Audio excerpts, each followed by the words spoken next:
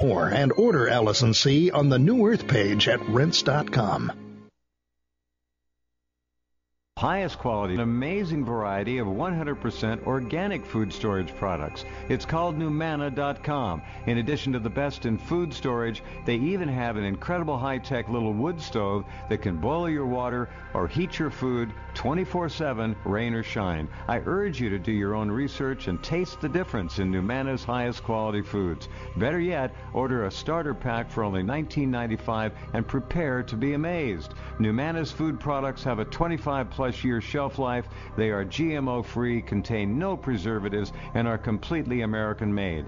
Visit Numana.com and see what you've been missing. That's Numana, Numanna.com, Numana.com.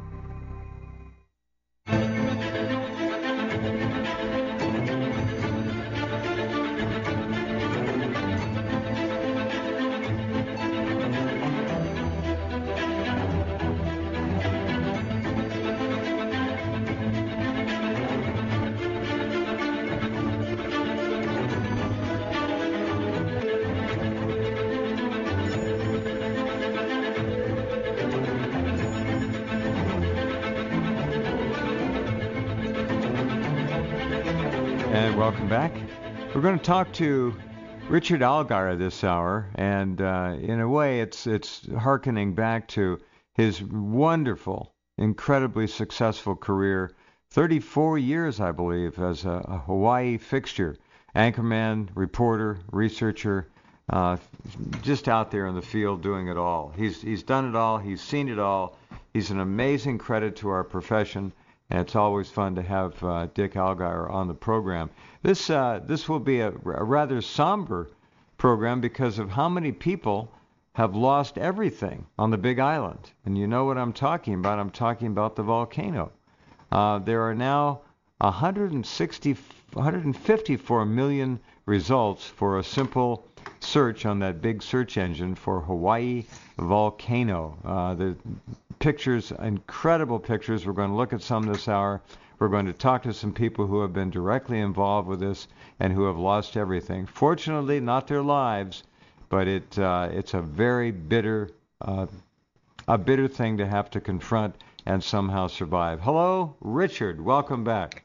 Hi, Jeff. Have you got me? We got you. All right. Very Loud good. and clear. Yeah. I've got a bad audio connection on my headsets, so hopefully it'll keep working. You're all right. We're okay. You're all right. All right. Let me turn my volume down a little bit. Okay. So yeah, the volcano is going off. Man, it is a spectacular show over there. Is it if we had to graph it, is it accelerating? Is it holding its own? What is it doing? It's accelerating. Ah. Yeah. Okay, let me clarify. Okay, we're going to have some dramatic stuff here. This is spectacular, and we have some interesting stories, some fabulous pictures, and the description from the Red Cross lady is really good. But I need to preface this because there's been some. It's kind of been hyped a little bit by the mainstream media and some of the mainland and international. What? The mainstream media hyping something? No, who would believe that? Amazing. Yeah, Fox News a couple of weeks ago had a graphic up that's on the weekend that said Oahu residents evacuating. Yeah, you were on your way out. You had your bags packed. You got your tilapia and their special tank to go with you, and yeah. Run for my life. Yeah. That's right. And then actually, it'd be swim for your life in Hawaii. Yeah, it hit the ocean. But so let me explain. And people, because I live here and I'm kind of well known around the internet, I get a lot of email and communications from people and well wishes on Facebook. Like, are you safe? Stay safe. We hope you're okay. Yeah, nice people out there. I'm in Honolulu.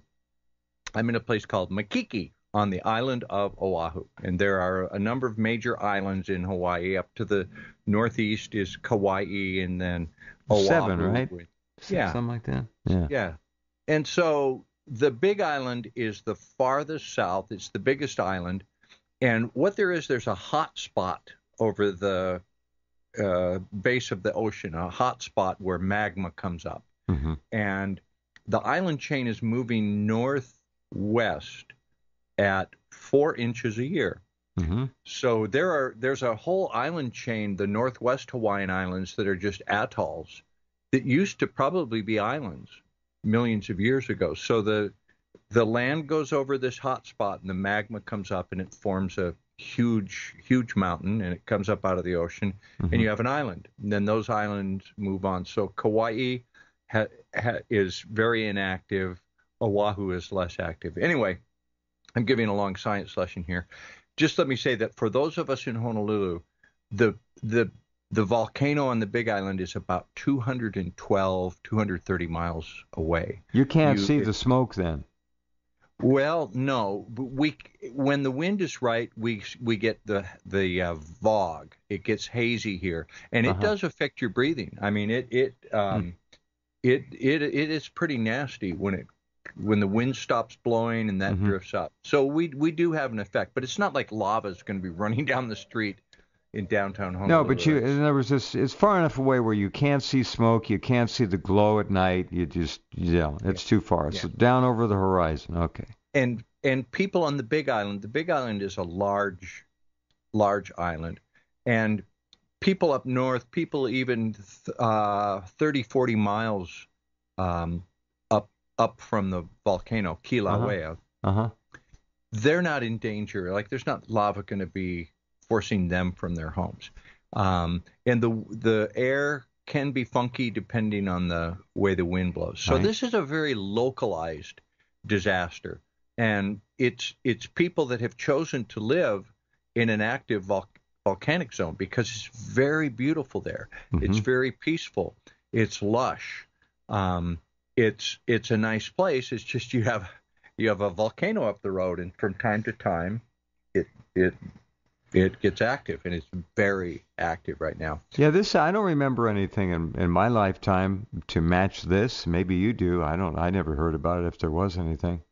Well, yeah, it happened in the 80s, in the 90s, but not quite this.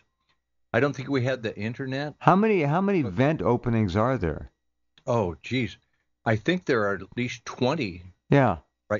Right now. Yeah, close to a couple dozen.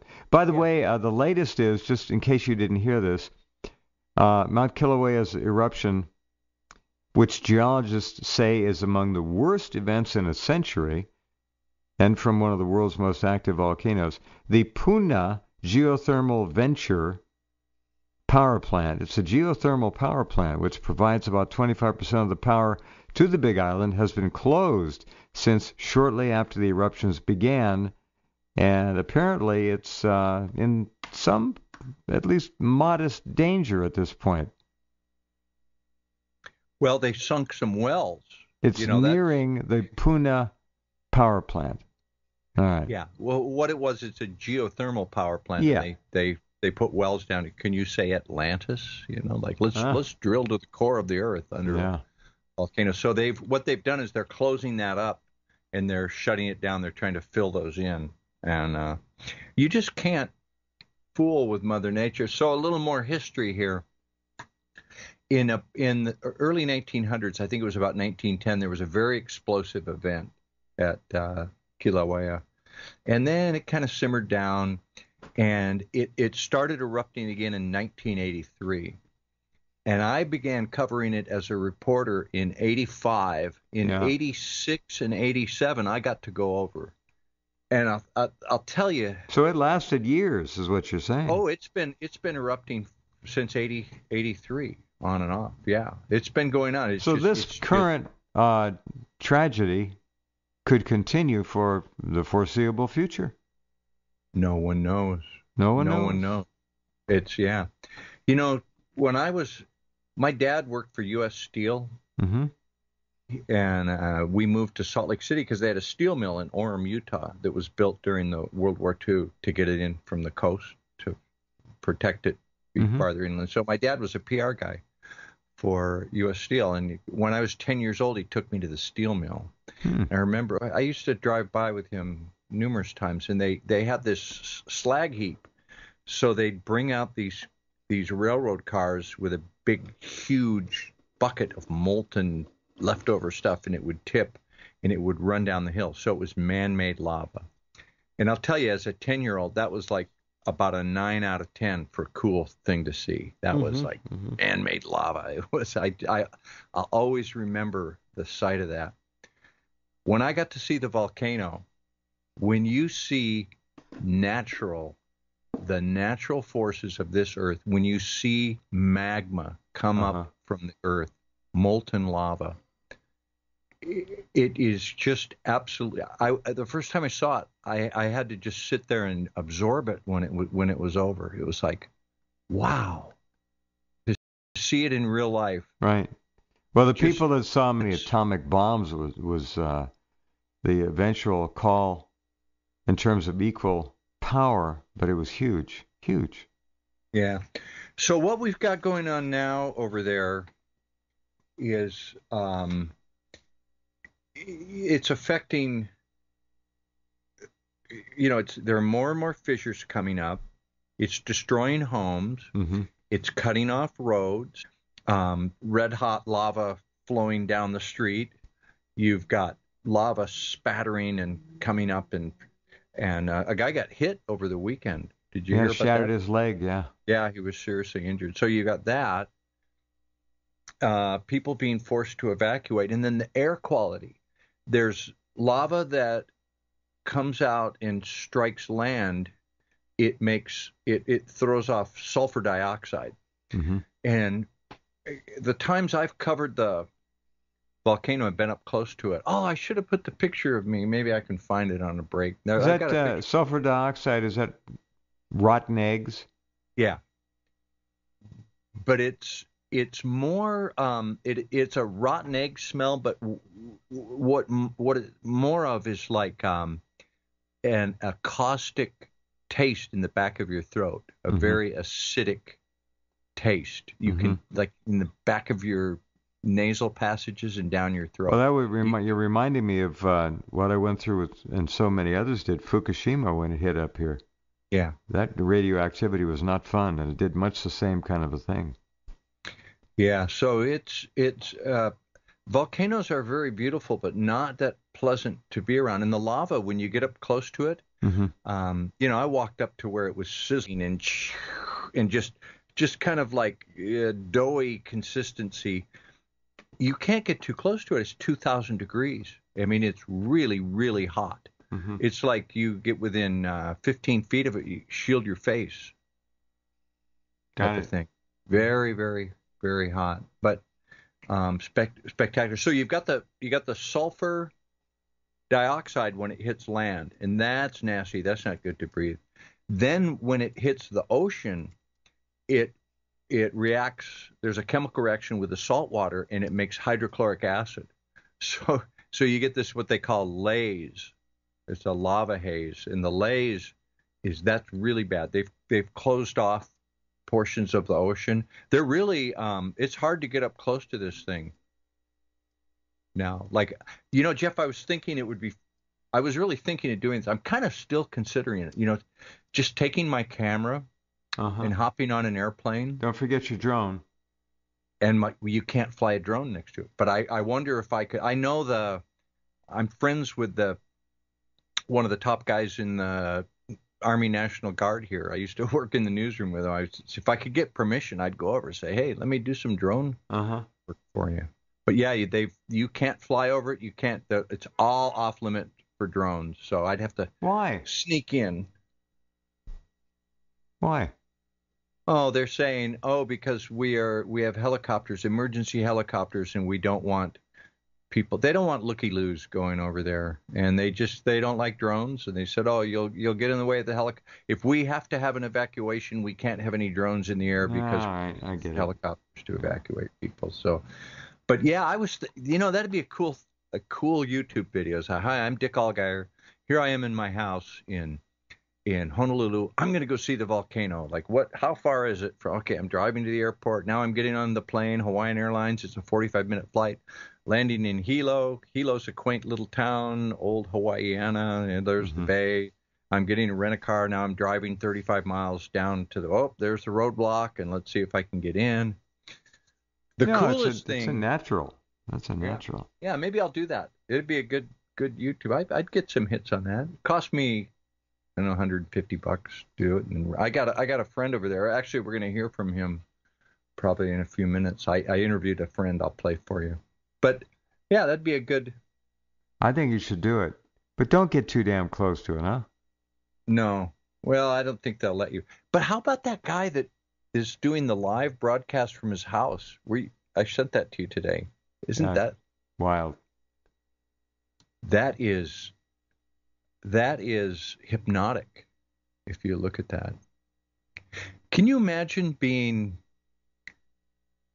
we have so much sensory overload in our civilization now. Colors and lights and sound and movies and special effects. Can you imagine living 200 years ago when there were no TVs, there was no, you'd never seen a movie, you'd never seen a special effect, there was no color film.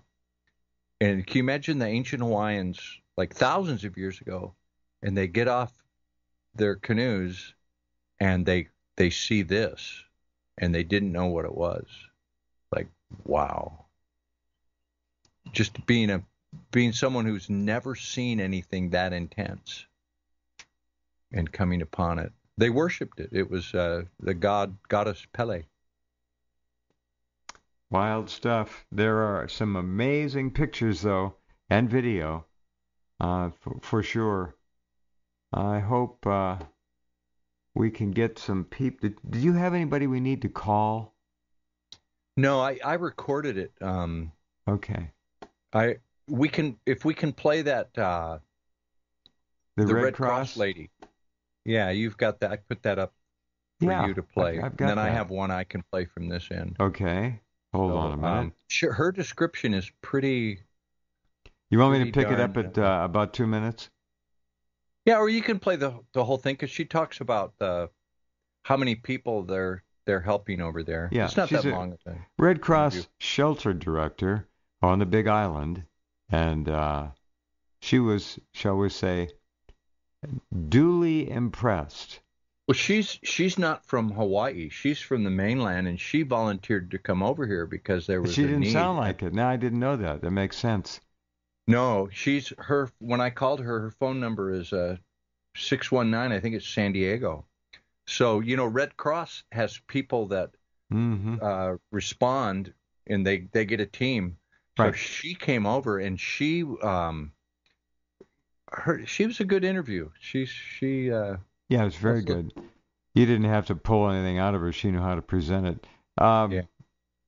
Look under Dick's name, Richard Allgaier, and the third link, Red Cross Shelter Directors, eerie, creepy description. And when you pull this video up, I want you to look at the first picture. It's a freeze frame, and that really warrants discussion in and of itself. That is wild. That looks like the gates of hell are open to the underworld. That is wild. Look at that picture. Okay, let's see if we can get her going. That's the nighttime picture. That is, and then the sound that goes with it, it's like, she describes it. It's like, whoa. Okay, here we go. Let's take a listen. We have a 3-building complex of shelters on this particular site. And I am a public affairs volunteer for the American Red Cross. So I've come in to try to get the word out about where people can go and get some services, kind of assess some needs and make sure that gets taken back to the people who can answer those needs, and in general just facilitate communication between the community as well as our leadership and, of course, the media. What's the size of the effort? How many people are you helping? How big is this?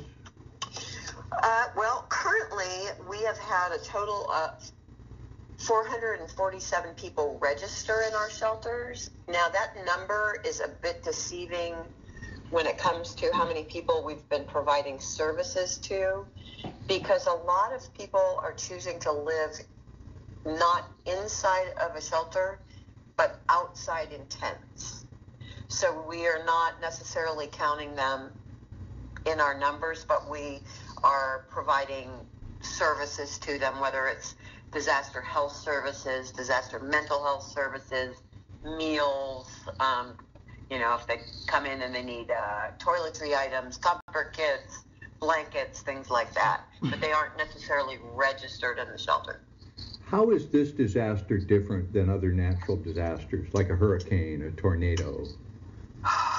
Boy, that is the million-dollar question, really. I've been doing this since Katrina. I was involved in the 2003 wildfires as an effective person. And then when Katrina hit, I was able to jump into volunteering. And I've been doing this ever since, and I've gone on countless disasters at this point.